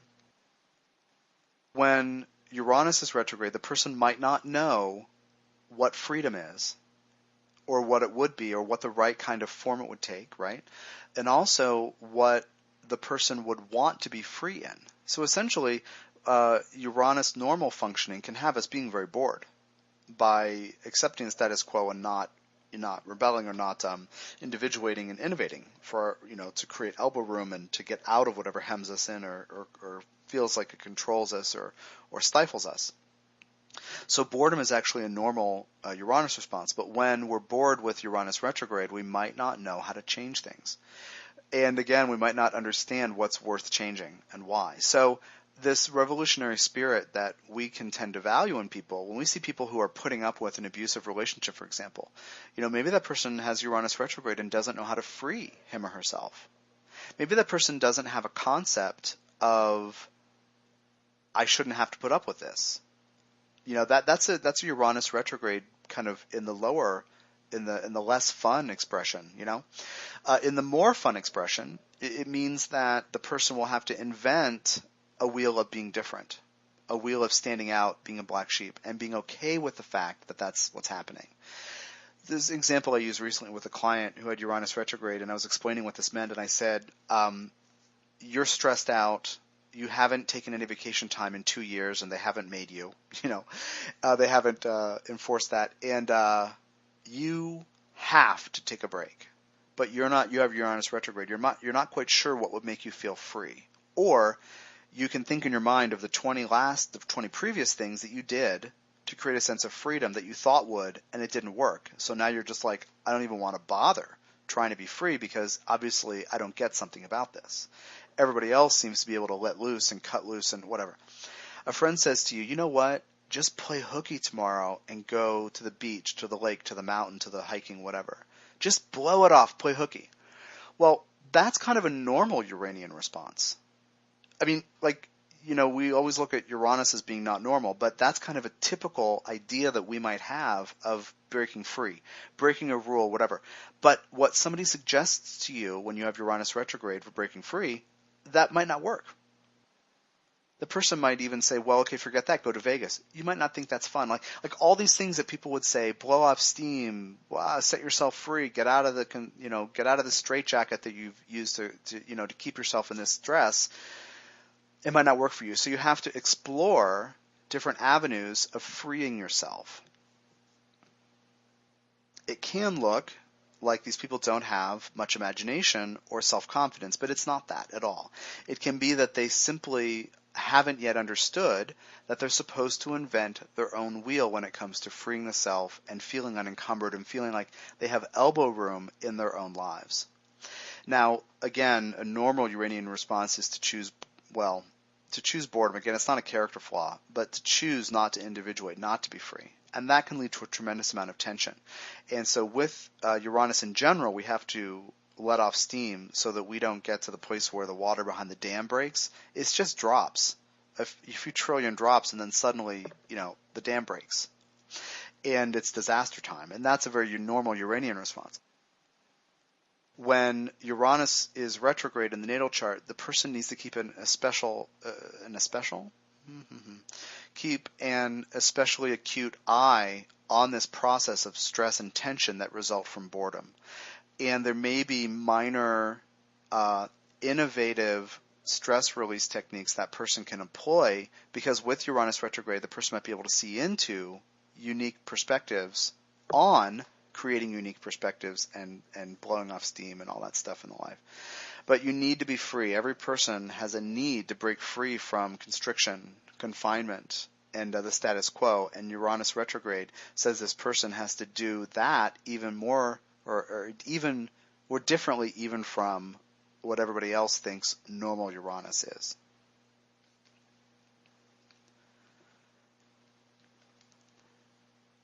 Neptune within a person represents how we access other realities. The function is, we could say the transcendent function, but I don't want to imply that everybody should be meditating or praying or, leaving Earth, like leaving this dimension. But what I experience myself and when I work with people is that Neptune represents the part of us that seeks greater connection. Now, Neptune does represent addictions and escapism and indulgences, but that is really trying to identify our ego or experience ourselves as more than just one person. When we engage in activities that connect us to things that ultimately can lead to addiction or escapist patterns, that really has to do with trying to situate the self in a greater context. Whatever things that we get addicted to can put us in. I was just watching this documentary about happiness. It's called Happy, which I highly recommend to everybody. And it's looking at people in different cultures around the world, talking to people who study happiness, and then talking to actual people about what makes them happy, and looking at brain chemistry and looking at brain physiology and the effect of meditation and the effect of just choosing to see something in a positive light and being grateful for things in your life versus choosing to be stressed, etc. Anyway, but the one things they were talking about, one of these scholars had written a book called The Flow, and it was about when you find yourself in this flow, you're happy. And so I got this sense of one of the ways that we experience that is through things that we can become addicted to. And we can become addicted to them, I think, because we're in the flow. Now, the flow is Neptune. The greater flow of reality around us, the river of cosmic consciousness that surrounds us, the fabric of time-space reality in which we are, that is Neptune. Mysticism, meditation, identifying the ego as more than the ego, right, as more than ego, all these things do fit with Neptune, and so these things will need to work differently. How a person receives information he or she can't explain. Dream states relate to Neptune, so the way that dreams function in a person's life is affected by Neptune. When Neptune is retrograde in a person, all these things need to work differently. This connection with greater reality, the person needs to not try on other people's models of how to do that. Nobody else's models will work. For example, somebody who, I write about this actually in The Soul's Journey, the Soul's Journey 1, when I write about the author, David Foster Wallace, and suicide.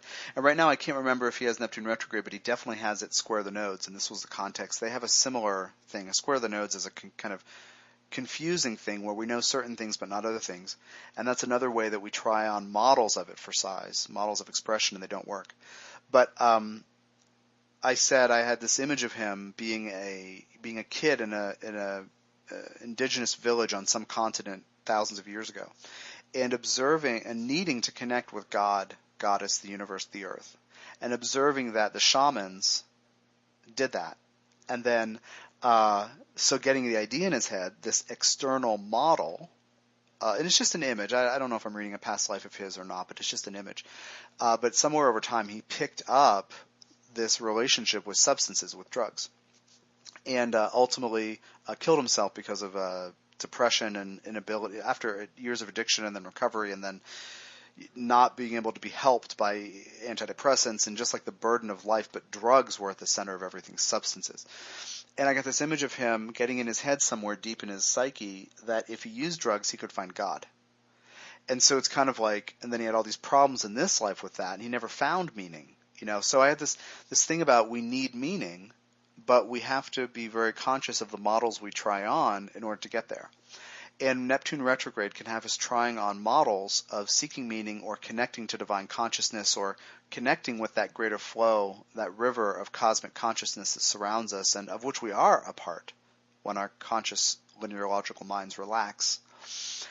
But maybe those models don't quite work. So Neptune retrograde says, maybe everybody tells you to meditate, but it doesn't work for you.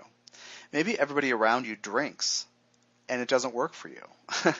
Maybe everyone around you has an addiction, or maybe everyone around you is an artist, or is a channel, or talks to dead people, but it doesn't work for you. Now, maybe on the other hand, you're surrounded by people who use drugs or rely on prescriptions or some kind of that kind of thing, and you're a channel, and you have to connect to other realities in this unique way that they don't understand.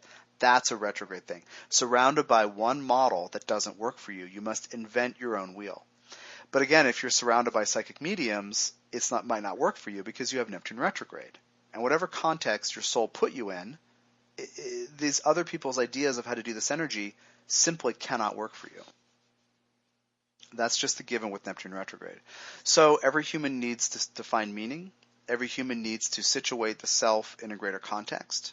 That's a huge thing with Neptune because it also represents the masses, where we feel a part of the greater humanity or the greater, not just a community, but a mass of people, a mass of life. And with Neptune retrograde, you have to find your own way. You have to invent your own meaning wheel and your own conscious connection wheel with conscious communion wheel with the with the cosmos, with the universe. It's very important. And so you might actually deal with people who have Neptune retrograde who think like their very first thought when something's wrong is to get medicated, whether through a professional, professional who has letters after the name, or a professional who's on the street, with a high profit margin of something illegal. But that when something goes wrong, that person that first thought to go to a chemical to alter consciousness, and that would be representing a model of Neptune, a model of opening up to other states of reality that might not work for the person.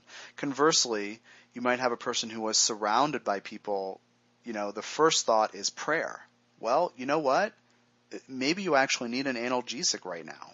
Maybe maybe you're in a great deal of pain, and that training you got when you were a kid that prayer is the answer.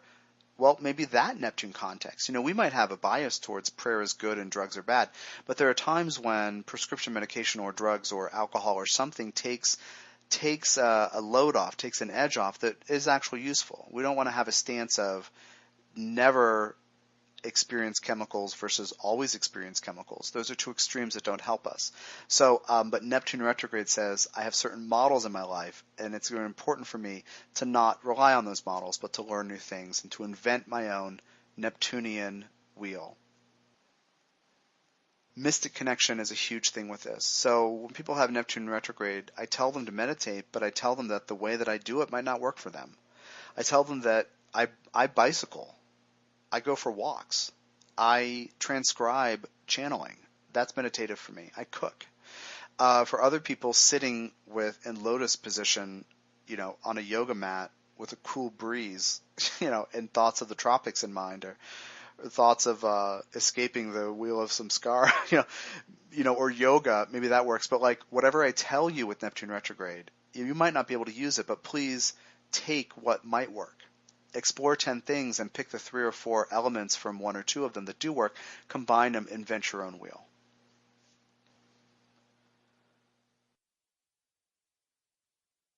Within a person's psyche, an energy field, Pluto, in the way that I do this work, represents takes up a special place, occupies a special place. Because I've been starting with evolutionary astrology with Steve Forrest's work and Jeff Green's work, getting a conception of Pluto as either the deepest wounding of the soul, which will come from Steve Forrest's work, or the intentions and desires of the soul, which come from Jeff Green's work.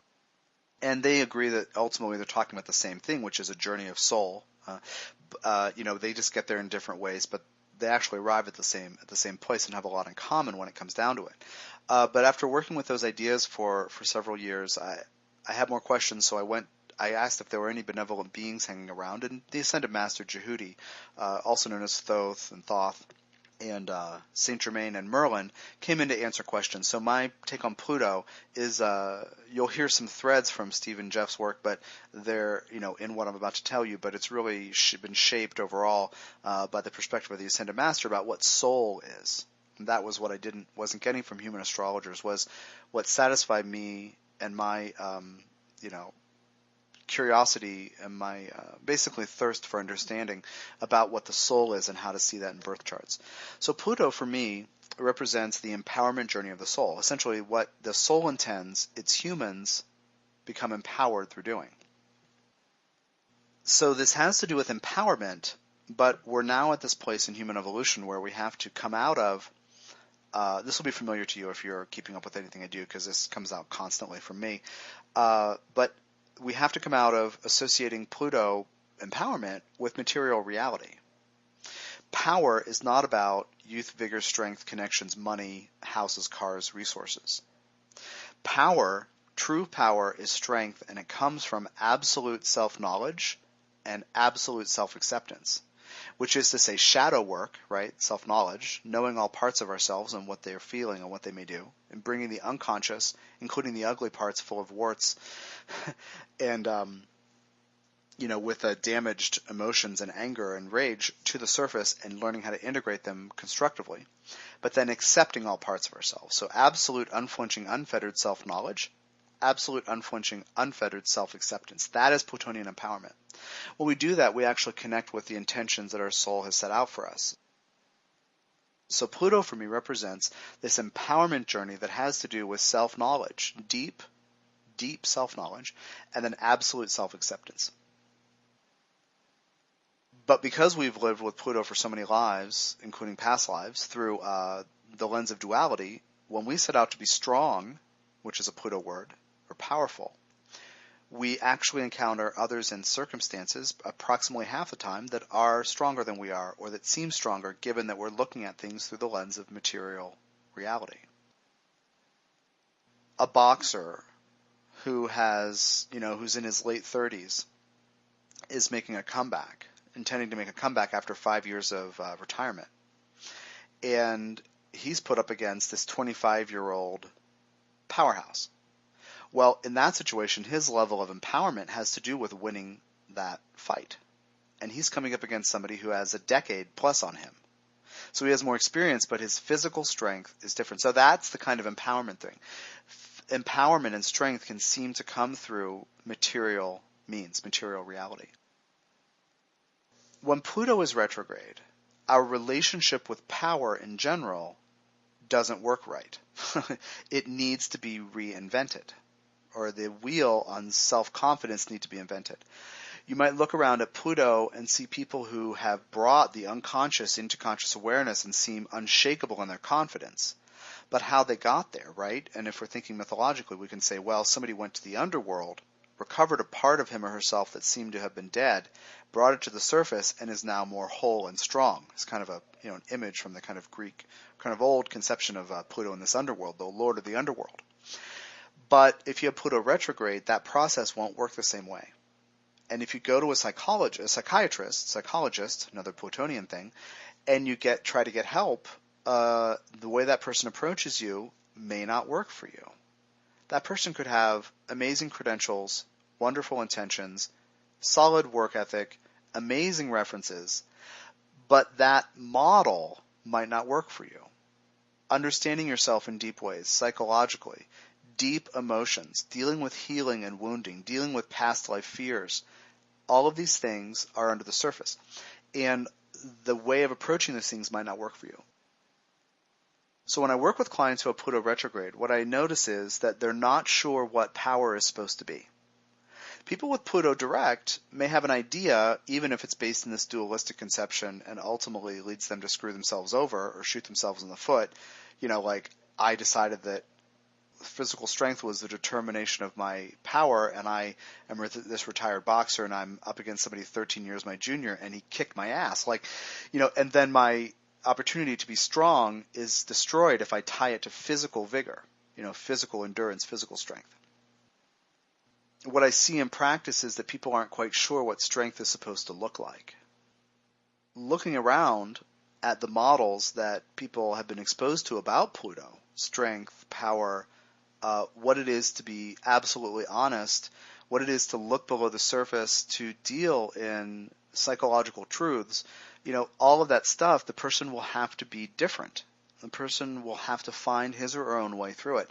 Will have to invent the Plutonian wheel. When I live a normal Pluto story, if I have Pluto direct, I set out to find out if I get to be confident. I set out with the intention to find out under what circumstances I get to be strong, when and why, and in what dynamics, am I determined to be stronger. When Pluto is retrograde, it all gets turned around. And so normal ways of doing Plutonian stuff just simply won't work. So there may be trust issues that this person isn't sure how to explore. Because one of the things that we do with Pluto is we dig, and this is its association with Scorpio in the 8th house, related, we'll call it up. We trust others. We trust ourselves deeply, but we also trust others. And with Pluto retrograde, that function might not work well. We might not understand what's the right basis for trust. Also, this deep, empowered sharing with other people, sharing resources. The 8th house is said to be about sex, death, and other people's money. Well, Pluto is too. Sex, death, and money. And power within all these contexts. And the whole situation about power and strength simply won't work. It's possible that, or for the person with the Pluto retrograde, it's possible that what I'm saying about inventing the wheel will be very, very easy for somebody with Pluto retrograde to grasp and to execute in his or her life. It's possible this will make complete sense because they've cycled through dynamics where who gets to be strong when has been exhausting because they just can't find the rule book, or everybody else seems to get it. Everyone else seems to understand what to do or what not to do, and I just don't get it. So this way of re-envisioning it might open a door very easily for somebody. But it might also be, because we're talking about Pluto and a retrograde. Remember, with a retrograde, we might cycle through other people's models and get worn out. I might have spent the last 30 years, exploring stinky power dynamics with backstabbing others I can't trust. If I have Pluto retrograde, eventually I'm going to get worn out because it just doesn't work for me. I didn't get anything out of that but tired and betrayed and feeling like I was, abandoned or not able to trust anybody. Retooling this, with person with Pluto retrograde, giving him or herself permission to invent that Plutonian wheel and to do it in a different way is important. What that looks like is the radar for somebody with Pluto retrograde. The radar for power dynamics is very, very strong. If the person gives him or herself permission not to participate in the power dynamics that 7/12 of the population naturally feels, and that most of the other 5/12, the retrograde people, are trying on for size, basically probably over 90% of the people are exploring stupid Pluto stuff just because we're learning about being humans. Again, that's not a character flaw. It's a normal human process just to learn about all these things. But as the person with Pluto retrograde will have incredible radar for bull, lies, manipulation tactics, and betrayal games. The kind of stuff that's played out on soap operas and TV all the time. That person will have incredible radar. So A, giving themselves permission to do it differently. B, trusting the radar. And taking all those experiences from the past that have led to being unhappy because of these power dynamics and navigating them in ways that are unhealthy. Taking all those experiences from the past and extrapolating what was useful in them. Well, in this one, I really learned to trust my instinct over what I saw that person do. Right? What the person was about versus what he or she said. In this one, I learned that telling the truth exploded that bubble of tension and led to something wonderful along the way. Taking what was experienced with sharing with others, with trying to become empowered with others, all the things that were valuable to come out of the wounding that can come from being disempowered or feeling powerless, right? Feeling stepped on or rolled over, bulldozed, or steamrolled by negative Pluto dynamics in the past because we explored other people's models of it without having the manual at our disposal. Coming out of that's critically important. So when you're working with people with Pluto retrograde, they might seem tired. I mean, any retrograde can be like this. But the Pluto thing runs so deeply. We're talking about the unconscious and the person's relationship with the unconscious being tired. The person's relationship with his or her inner self being tired. Because Pluto represents a lot of the karmic story for me, I also want to include this for those of you who are interested. As I say, the empowerment journey of the soul means that the soul intends that the humans become empowered through living in certain ways, self-confidence, essentially knowing the self in all warts and all, and then loving all parts of the self, even the parts that are angry and hateful and resentful and really pained. The karmic thing becomes very important. The multi-life journey thing becomes very important when Pluto is retrograde. It means that in many, many lives, this soul is learning about power dynamics through these things that don't work, right? Engaging in things that they don't fully understand without the manual at his or her disposal. And that can lead to a deep weariness and a deep reticence and hesitancy to empower the self at all. So you have people who are, like one case is, people who are trying on other people's ideas of power and strength, and whether they feel deflated now or ultimately, that's the learning process. The second group of people are people who have already been through that process and now they're just deflated and defeated. Everybody who has Pluto retrograde, and again, it's about 5/12 of the population. That's almost half the people who are alive at any given time have Pluto retrograde. It's incredibly important for them to empower themselves, to basically take back the initiative in becoming empowered and say, all of those experiences that I've had over many lives that have left me feeling not strong or disempowered or powerless, every single one of those experiences was a learning journey, part of this process. Now I'm reinventing my own wheel. I'm inventing my own process of becoming empowered, of accepting my own unconscious, of bringing forward the parts of me that have warts, including anger, resentment, hatred, rage, whatever, depression, right? That's a huge Plutonian word that many people are dealing with right now. But looking at all these things and bringing it forward into conscious awareness in a unique way. So again, as I mentioned earlier, sometimes with the retrograde, it can be very fruitful to make lists of keywords or to look at books that have keywords about planets and houses and signs, whatever, and understand that we should just do something differently, or look at these 10 words and see which one appeals to us the most. And then even do a process of association whereby we make up our own definition of something and then apply it apply it to our lives in a meaningful way. But we must invent our own wheel with what it means to be strong and confident when it comes to Pluto. When I do this Pluto work with people who have Pluto retrograde, actually I approach all Pluto as I would with Pluto retrograde, which is saying, please reinvent your notion of strength. And so essentially we're all right now being invited to adapt to this new conception of what power is, self-knowledge and self-acceptance, meaning self-love leads to self-confidence, which is power. That's the new version. But it is important with whether Pluto's direct in the birth chart or retrograde to sort through experiences that haven't worked well, because the beliefs that can get associated to negative situations when it comes to power with Pluto retrograde can be very, very damaging, even more damaging than if Pluto is direct.